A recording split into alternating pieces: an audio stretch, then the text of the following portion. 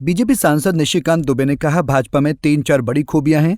एक, भाजपा के पास दुनिया के सबसे लोकप्रिय नेता प्रधानमंत्री नरेंद्र मोदी हैं। इस देश में सबसे ज्यादा राजनीतिक सूझबूझ रखने वाले व्यक्ति केंद्रीय गृह मंत्री अमित शाह भाजपा के पास हैं।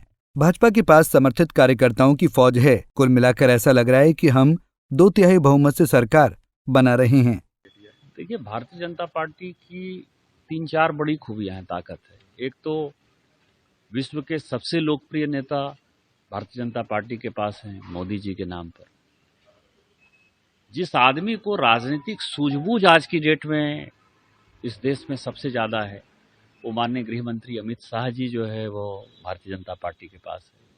भारतीय जनता पार्टी के पास डेडिकेटेड कार्यकर्ताओं की फौज है और इसका जो मातृ संगठन है राष्ट्रीय स्वयंसेवक संघ, जो पर्दे के पीछे काम करता है। इन 4 ताकतों के मिलने के बाद जो माननीय गृह मंत्री जी ने तय किया यहाँ हेमंतो विश्व शर्मा को और शिवराज जी को यहाँ का इंचार्ज बनाना, उन लोगों ने बड़ा काम किया। और खासकर हेमंतो विश्व शर्मा जो है वो बहुत ही क्विक डिसीजन लेने वाले आदमी हैं।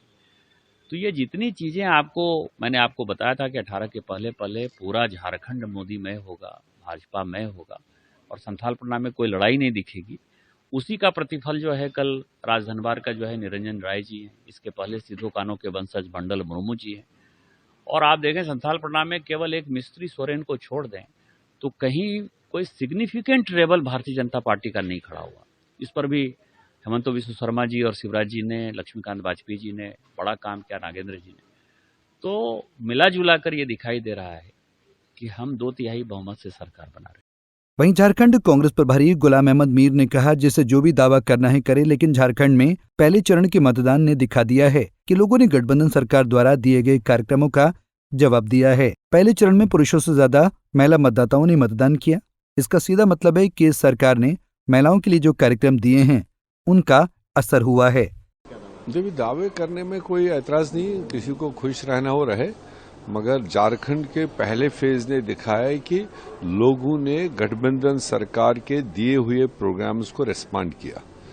आपने खुद भी एनालाइज किया होगा कि यूं तो 50% महिलाओं का आबादी है, वोट है, मगर इस पहले फेज में मेल से ज्यादा फीमेल वोटर पोलिंग बूथों पर देखे गए। परसेंटेज में भी अगर इलेक्शन कमीशन का आप देखेंगे तो उसका सीधा ये मतलब है कि जो महिलाओं के लिए स्कीमें इस सरकार ने दी, चाहे पेंशन का दिया, चाहे मैया समान योजना का दिया है, और फिर अगले 5 साल के लिए उसको एनहेंसमेंट की जो अनाउंसमेंट हुई, उसका महिलाओं का across sections, across cast combination एक